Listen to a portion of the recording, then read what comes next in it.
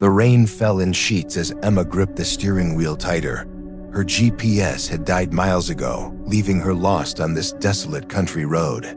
Then she saw a figure standing in the middle of the road, drenched but eerily still. She slammed the brakes, heart pounding when she stepped out to check. The figure was gone. But something else waited inside her car. Emma hesitated before approaching the vehicle. Her breath fogged the cold air as she opened the door.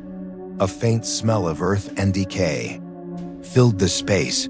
She glanced around the interior. Nothing seemed out of place, but the feeling of being watched prickled her skin. She shook her head, dismissing the unease as paranoia.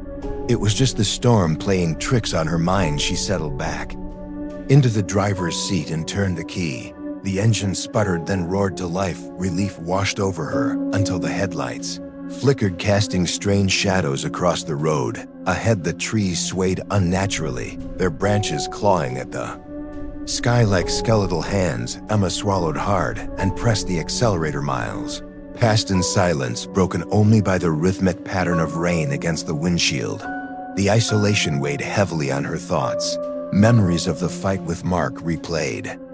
In her mind, his voice, sharp and accusing, echoed in her ears. "Why did you keep lying to me?" Emma muttered under her breath. "I wasn't lying. You were too blind to see the truth." Her phone buzzed, startling her. She fumbled for it on the passenger seat. The screen lit up with an unknown number. Caller ID showed nothing but a series of zeros. She hesitated before answering. "Hello there." Was no response, only static. Then a distorted voice broke through. "Come alone or he dies." The line went dead. Emma stared at the phone, her pulse racing. Who was that? What did they mean by "he dies"? Was it Mark? Was someone threatening him? Panic surged within her. She tried calling Mark, but the call wouldn't connect. No signal flashed on the screen. She cursed loudly and threw the phone onto the seat. The storm outside intensified, lightning illuminating the darkened landscape. Each flash revealed fleeting shapes moving along the roadside. Figures blurred past her vision too quickly to identify. Emma focused on the road ahead, trying to calm herself. "It's just the storm," she repeated like a mantra. But deep down she knew something was wrong, very wrong. As she rounded a bend in the road, a pair of headlights appeared behind her. They grew brighter, closer, faster. She checked her rearview mirror, unable to shake the sensation that whoever was following her wasn't human. The vehicle gained speed, tailgating her. Relentlessly, desperation took hold. She stomped on the gas pedal, but the car struggled against the slick asphalt. The pursuer matched her speed, inching dangerously close. Suddenly, the headlights vanished, plunging her into darkness once again. Relief swept over her briefly until she realized the other car hadn't disappeared. It now idled silently beside her. Its windows were blackened, reflecting nothing but the storm. She slowed down, hoping to put distance between them, but the car mimicked her every move. A sudden jolt rocked her vehicle, as if something heavy had landed on the roof. Emma screamed, clutching the wheel with white knuckles. She glanced upward, expecting to see damage. Instead, the roof remained intact, untouched. Yet the pressure above grew heavier, forcing the car downward. Terrified, she yanked the wheel to the side, skidding off the road. The tires screeched as the car came to a halt in a muddy ditch. For a moment, there was silence. Then the sound of footsteps squelching through mud reached her ears. Someone or something was approaching. Emma fumbled for her phone again, dialing emergency services. Her fingers trembled as she pressed the buttons. No signal mocked her from the screen. She cursed again, louder this time. The footsteps grew louder, closer, summoning courage. She grabbed a flashlight from the glove compartment and stepped out into the storm.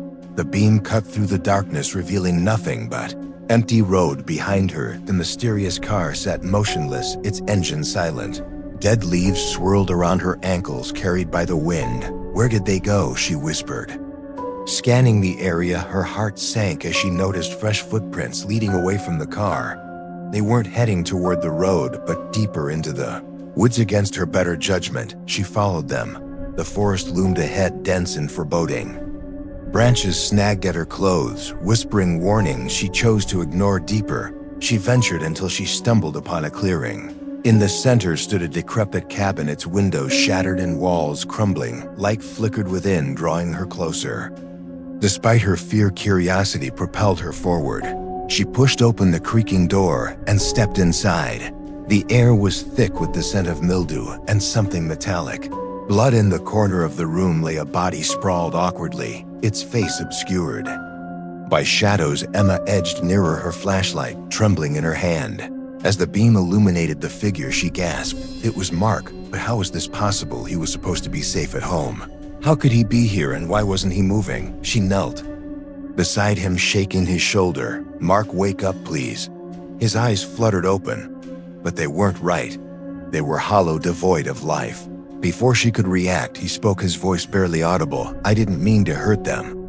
Hurt who? She demanded, tears streaming down her face. "Who are you talking about?" Mark didn't answer. Instead, blood began pooling beneath him, soaking into the floorboards. Emma scrambled backward, tripping over her own feet. She crawled toward the door, desperate to escape outside. The storm raged fiercer than ever. Lightning struck nearby, illuminating the scene. One final glance over her shoulder revealed the horrifying truth. The body was gone, and standing in its place was the same figure from the road, watching her, waiting. Emma ran blindly through the woods, branches just tearing at her skin. The rain soaked her clothes, weighing her down. Every step felt heavier, more labored, until finally she collapsed onto the wet ground, sobbing. When she looked up, the figure was gone, but in its place stood Mark, alive and unharmed, his expression unreadable, his presence impossible. "How are you here?" she choked out. "What is happening?" He didn't respond. Instead, he extended a hand toward her. "Take my hand," he said softly. "Everything will be all right." But as Emma reached for him, doubt gnawed at her gut. Something about him wasn't right. This wasn't the man she married before. She could pull away, the world around her shifted. The forest dissolved into darkness, replaced by an endless void. And in that void, voices whispered secrets, truths, lies, all tangled together. Emma woke with a start, still sitting in her car.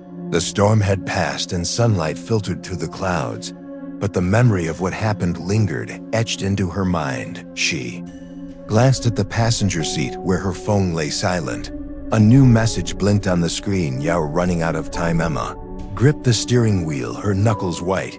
Her heart pounded in her chest. She glanced at the message on her phone. Over and over again. "You're running out of time." What did it mean? Who was behind this torment? Every question led to more confusion. She drove aimlessly, trying to shake off the eerie feeling that clung to her like a shadow. The storm had passed, but the skies remained gray and heavy. The road stretched endlessly before her, barren and desolate.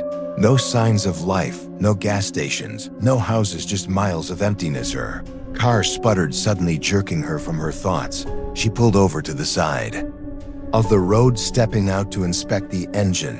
Smoke billowed from under the hood. She cursed loudly, slamming the hood shut. Frustration bubbled within her. What was she supposed to do now? As if answering her silent plea, she spotted a dim light in the distance. It flickered faintly through the trees. A building, perhaps a gas station. Maybe someone there could help her. She hesitated briefly before grabbing her flashlight and heading toward the light.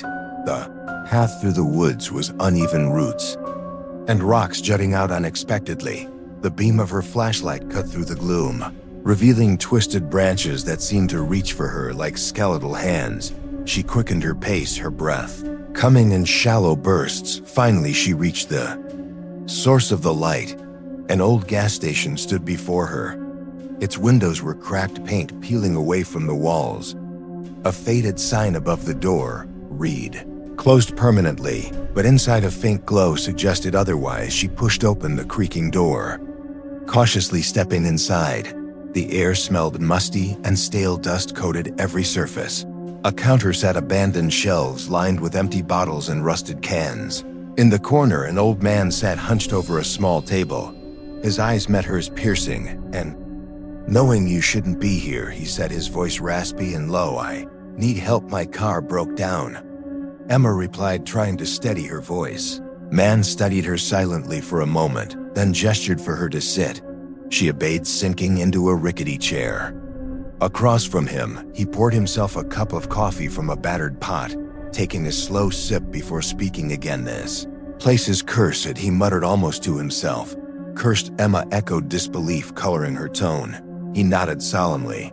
"This land feeds on guilt, on regrets, left unresolved. Leave now, or you'll join the others. She asked, her voice trembling slightly. "People who came here seeking shelter or answers, just like you." They never left. Emma shifted uncomfortably in her seat. Was he serious? Or was this some kind of prank? Either way, she couldn't stay here forever. Not with whatever was following her lurking in the shadows. "I can't leave yet. I don't have a choice," she said firmly. The man sighed heavily. "Very well, but don't say I didn't warn you." He rose from his seat, disappearing into a back room. Moments later, he returned with a toolbox, thrusting it into her hands. "Fix your car and go quickly," Emma thanked him, though unease lingered in her. But as she turned to leave, something caught her eye, a photograph pinned to the wall. It depicted a family smiling happily together, but one face stood out. Mark's face. Her blood ran cold. How could his picture be here? She snatched it from the wall, studying it closely. The man beside her spoke again. "That was taken years ago, before they disappeared." "Disappeared?" She whispered, her mind racing. "Yes," he confirmed. His voice carried a weight of sorrow. "They vanished without a trace. Some say the spirits took them.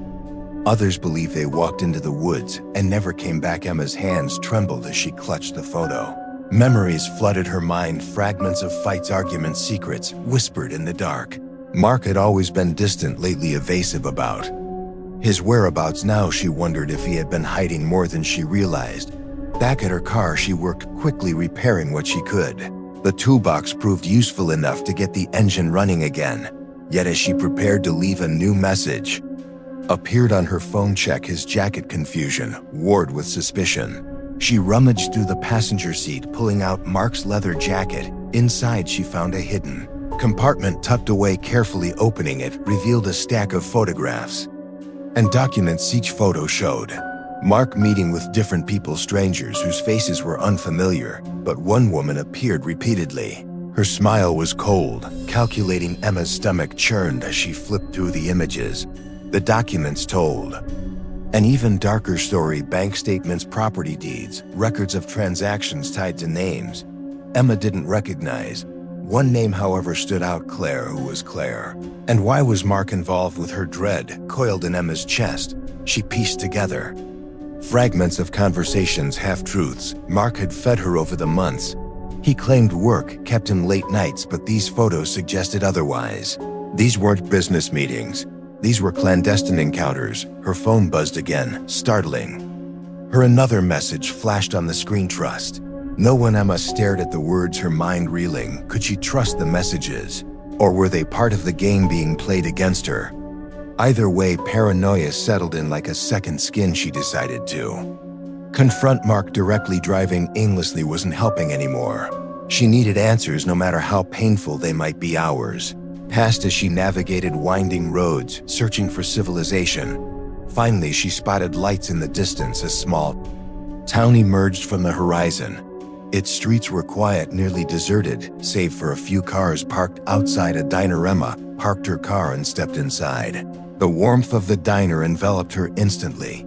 She ordered coffee, needing the caffeine to steady her nerves. While waiting, she noticed a figure sitting alone in the corner. It was Mark. Shock rooted her to the spot. How had he gotten here? Why was he here? He looked up, sensing her presence. Their eyes locked across the room. Emma approached him slowly, her emotions swirling: anger, fear, betrayal. "We need to talk," she said, her voice firm. Mark nodded, gesturing for her to sit.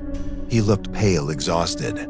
Shadows hung beneath his eyes. "What's going on?" Emma demanded, holding up the photos she'd found. Mark flinched visibly, his jaw tightened as he struggled to find words. "I was trying to protect us," he finally said, his voice barely above a whisper.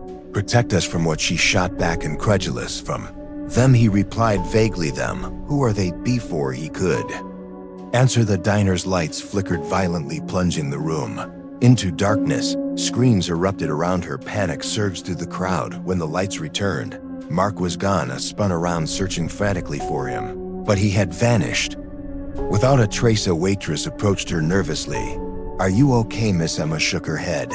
"No, have you seen the man I was with?" The waitress frowned. "There was no one here with you." Chills ran down Emma's spine. She stumbled out of the diner, her mind spinning wildly. Nothing made sense anymore. Outside, the storm clouds gathered once again. Rain began to fall, soaking her clothes. She climbed into her car, gripping the steering wheel tightly. The radio crackled to life, static filling the cabin. Then a distorted voice emerged. "He lied to you," it said. Emma froze. "Who is this?" The voice ignored her question.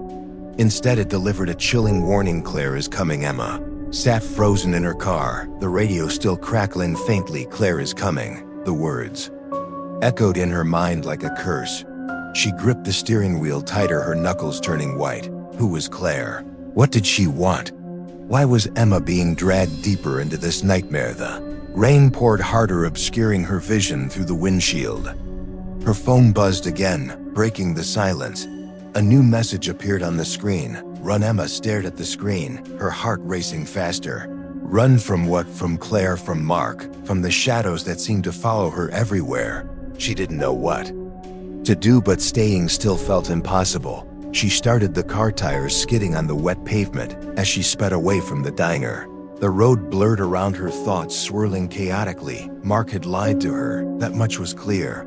But how far did his deception go? And why did Claire's name send chills down her spine? Miles passed in silence, broken only by the rhythmic thud of windshield wipers clearing away the rain. Then headlights appeared in her rearview mirror. At first glance, they seemed ordinary, but as they grew closer, the vehicle behind her accelerated unnaturally fast. Her breath hitched in her throat. She pressed harder on the gas pedal, trying to put distance between them. But the car behind her matched her speed, inching closer. With every second, its headlights blinding her, filling the cabin with an eerie glow. Panic surged within her. She swerved off the main road onto a narrow dirt path, hoping to lose her pursuer. The tires slipped and slid on the mud, but she managed to keep control. Behind her, the other car followed, relentless and unyielding. Finally, she reached a dead-end, trees blocking her path. She slammed on the brakes, jumping out of the car before it came to a full stop. The engine roared as she ran, flashlight in hand. The beam cut through the darkness, revealing nothing but dense forest. Footsteps crunched behind her. She spun around, her flashlight trembling in her grip. The figure stepped into the light. It wasn't Claire, it wasn't Mark, it was someone else entirely. A woman stood there, drenched from the rain, her hair plastered to her face. Her eyes were sharp, calculating. She smiled coldly, raising her hands in mock surrender. "You're Emma," she said, her voice smooth and measured. "Who are you?" Emma demanded, her voice shaking slightly. "I'm Claire," the woman replied, stepping closer. "You've been looking for me, haven't you?" Emma took a step back, clutching her flashlight like a weapon. "What do you want?" Claire tilted her head, studying her carefully. "Oh, Emma, it's not about what I want. It's about what you need." "What I need?" Emma shot back, confusion and fear warring inside her answers. Claire said simply, "You've been chasing ghosts, figuratively and literally, but you're missing the bigger picture." "What bigger picture?" Emma asked, her voice rising. Claire smirked, gesturing toward the forest. "Let's take a walk." Emma hesitated, distrust burning in her chest. But curiosity got the better of her. Slowly, she followed Claire deeper into the woods. The storm raged above them, thunder rolling across the sky. They reached a clearing where an old stone well stood, crumbling and forgotten. Claire stopped beside it, gazing down into its depths. "This place holds secrets," she murmured, almost to herself. "Secrets that could destroy you or save you." "Save me from what?" Emma snapped, frustration bubbling over. "From yourself," Claire replied, turning to face her. "Your guilt, your pain, your choices. They've brought you here. Not Mark, not me. You." Emma staggered back as if struck. The truth in Claire's words hit her like a freight train. Guilt weighed heavily on her soul. Memories of her daughter's death resurfaced, drowning her in grief. She had failed her family. She had let them slip away. Claire watched her, silently waiting for the realization to sink in. Finally, she spoke again. "Mark isn't who you think he is," she said softly. Emma shook her head. "No, he's my husband." "Is he?" Claire countered sharply. Or is he just another lie you've clung to because it's easier than? Facing the truth, Emma opened her mouth to argue, but no words came out. Instead, images flashed in her mind: Mark's evasiveness, his late nights, his secrets. The photos she found in his jacket. Everything pointed to one conclusion: he betrayed me. She whispered, her voice barely audible. Yes, Claire confirmed. But not for the reasons you think. What reasons, Emma demanded, anger flaring up. Claire hesitated, then sighed deeply. This land, this cursed place. It preys on people like him, people desperate enough to make deals. Deals, Emma repeated, disbelief coloring her tone. Claire nodded solemnly. Deals for power, for wealth, for survival. But there's always a price, Emma echoed, her stomach churning. Lives, Claire said bluntly. Lives are the currency here. And Mark has been paying with yours. Emma stumbled backward, her legs giving way beneath her. She collapsed onto the muddy ground, tears streaming down her face. Why would he do this? She cried, clutching her head. Why? Because he thought he could protect you, Claire replied, her voice softer now. He believed sacrificing others would keep you safe. Others, Emma choked out, her mind reeling. People who crossed his path, Claire explained coldly. Innocent people caught in his web of lies. Emma felt sick to her stomach. Betrayal sliced through her like a knife. Mark wasn't just distant or secretive. He was a monster. What happens now? She asked, her voice hollow now. Claire said, stepping closer. You decide. Do you run and pretend none of this happened, or do you face the truth and end it? How? By confronting him, Claire replied firmly. By making him pay. Emma's fists clenched tightly. Rage burned in her chest. She wanted answers. She wanted justice. But most of all, she wanted closure. Tell me what to do, she said, her voice steady despite the storm raging inside her. Claire smiled faintly. Follow me. They moved quickly through the woods, returning to the road where Emma's car waited. The storm had subsided, leaving behind an oppressive silence. Claire climbed into the passenger seat without hesitation. Drive, she instructed. Emma obeyed, her mind racing ahead. Where were they going? What awaited them? Whatever it was, she knew one thing for certain: she couldn't trust anyone anymore, not even herself. Miles passed in tense silence until they reached an abandoned warehouse. Its windows were shattered, its walls covered in graffiti. Claire gestured for Emma to park nearby, then led her inside. Air smelled of rust and decay. Shadows danced across the walls, cast by flickering fluorescent lights. In the center of the room stood Mark, bound and gagged. His eyes widened in terror as he saw Emma approach.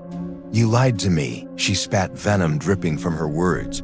Mark struggled against his restraints, trying to speak, but the gag muffled his voice.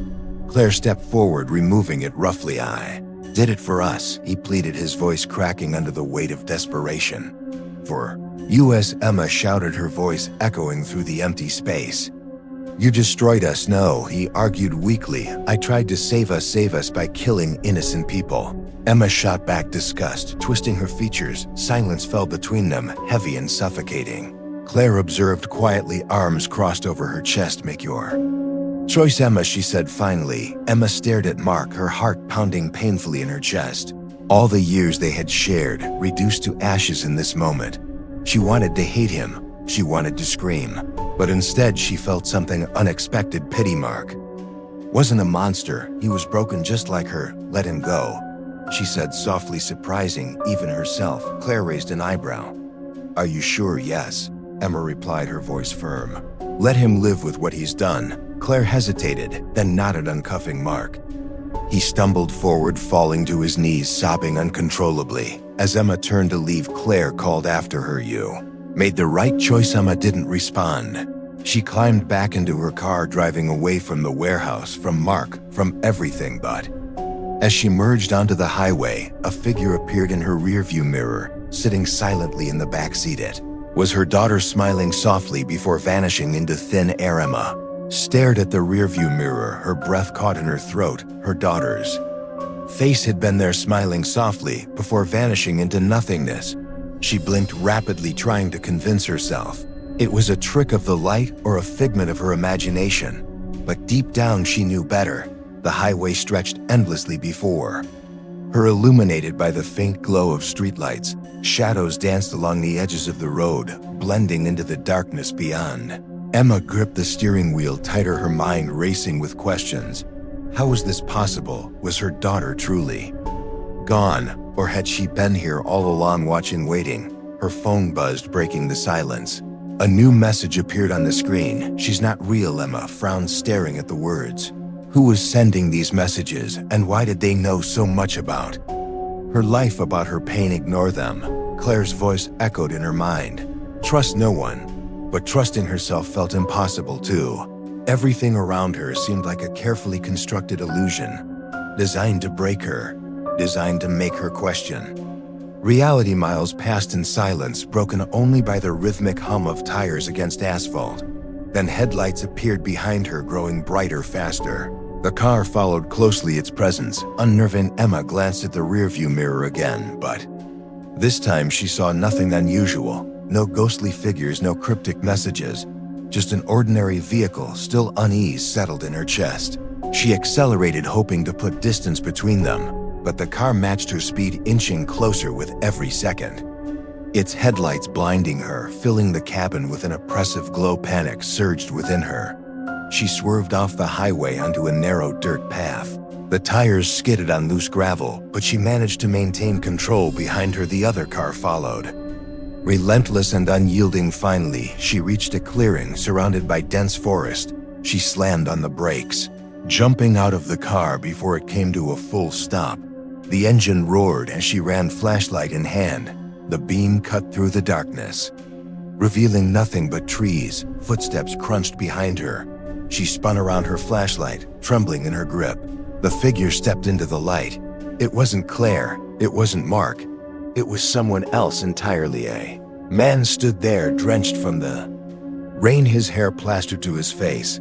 His eyes were sharp, calculating. He smiled coldly, raising his hands in mock surrender. You've been running, Emma, he said, his voice smooth and measured. Who are you? Emma demanded, her voice shaking slightly. I am the one who sent you the messages, the man replied, stepping closer. I've been watching you, watching me. Why? She shot back, confusion and fear warring inside her.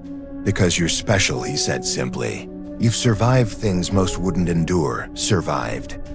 What? Emma asked, her voice rising. Loss, betrayal, guilt. He listed casually, ticking off fingers.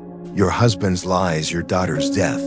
Even now you carry their weight. Emma staggered back as if struck.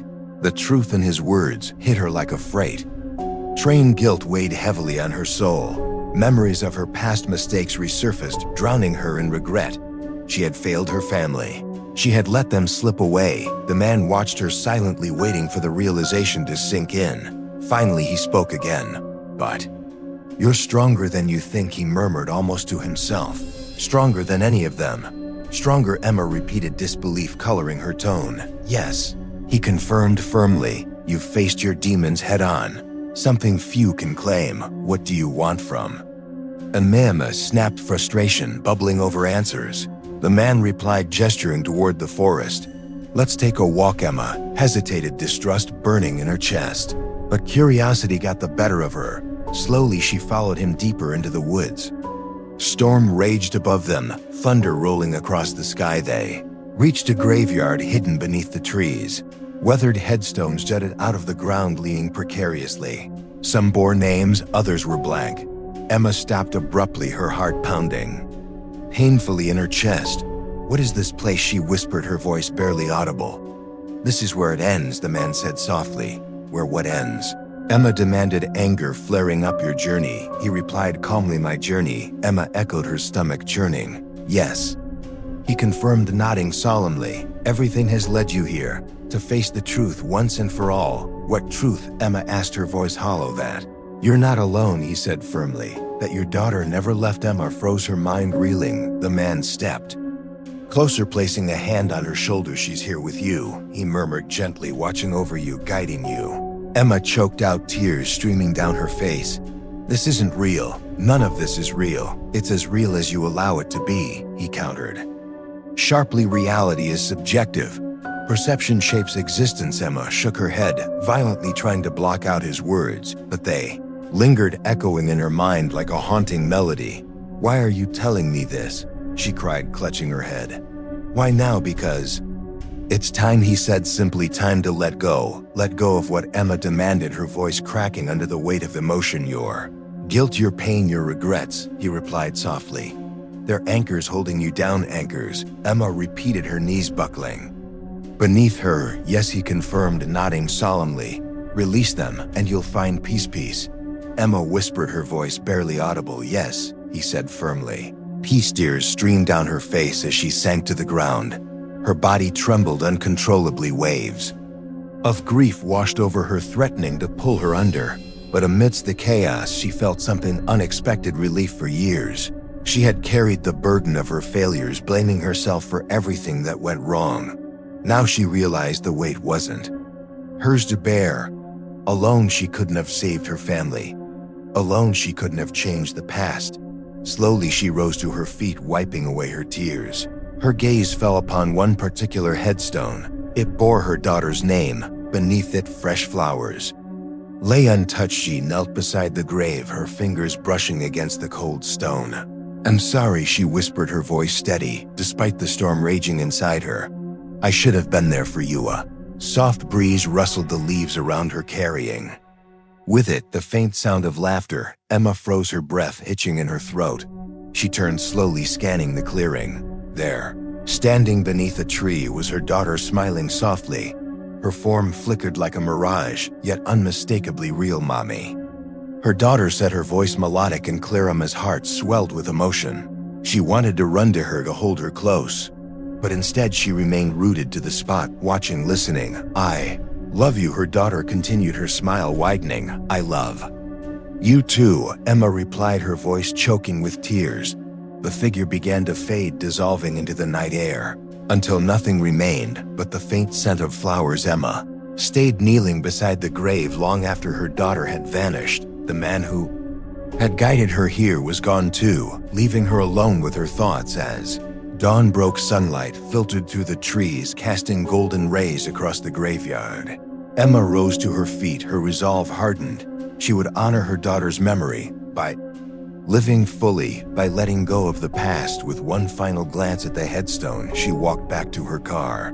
Climbing inside, she started the engine. Determination burned in her chest. Whatever awaited her next, she would face it head on, because sometimes losing everything is the only way to find who you really are. Emma drove away from the graveyard, her mind clearer than it had been in years.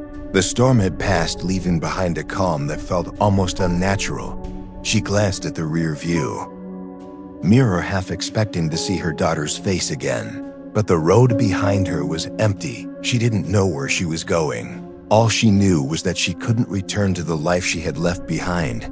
Not after everything she had uncovered. Not after everything she had lost. The highway stretched before her, endless and open. Her hands gripped the steering wheel firmly, but her heart felt lighter. She replayed the events of the past days in her mind. Each moment had been a test of her strength, her resolve, her humanity. Mark's betrayal, Claire's manipulation, the cursed land, even the mysterious man who had guided her through the graveyard. They had all been pieces of a puzzle, forcing her to confront the truth about herself. She realized now that the curse wasn't just tied to the land, it lived within her too. A curse of guilt, regret, pain. She had carried it for so long, letting it define her. But no more. As she drove, memories of her daughter flooded her mind. Her laughter, her smile, the way she used to hold Emma's hand tightly when crossing the street. These weren't burdens anymore. They were gifts, reminders of love, miles passed in silence, broken only by the hum of the engine. Then a sign appeared on the horizon, directing her toward a small town. She decided to stop, needing rest and clarity. The town was quiet, nearly deserted, save for a few people walking along the streets. She found a diner and parked her car. Stepping inside, she was greeted by warmth and the smell of fresh coffee. She ordered a cup, sitting alone in a corner booth. Her eyes scanned the room, observing the strangers around her. Families sharing meals, friends laughing together, couples holding hands. She felt a pang of longing, but also peace. A man approached her cautiously. "Excuse me," he said softly. "Are you Emma?" Emma looked up, startled. "How do you know my name?" The man smiled faintly. "My name is Daniel. I was a friend of your family." Emma's breath hitched in her throat. She studied his face, searching for familiarity. His features were kind, his eyes gentle. "I don't remember you," she admitted, her voice hesitant. "You wouldn't," he replied simply. "We never met. But your husband spoke highly of you." Emma flinched at the mention of Mark. Was this another trick, another test? Daniel noticed her discomfort and held up his hands in surrender. "I mean no harm, I only came to give you something." "Something?" She echoed, confusion coloring her tone. He reached into his coat, pulling out an envelope. Its surface was worn, as if it had traveled far. He slid it across the table toward her. "What is this?" she asked, her fingers hovering over the envelope. "A letter from Mark," he said softly. "Written before he disappeared." Emma hesitated, then picked up the envelope. Her hands trembled as she opened it. Inside was a single sheet of paper covered in Mark's familiar handwriting. She began to read. "Dear Emma, if you're reading this, it means I'm gone. I don't expect forgiveness for what I've done. Choices I made were selfish, driven by fear and desperation. But they were made with one goal in mind: to protect you. I failed our family. I failed you.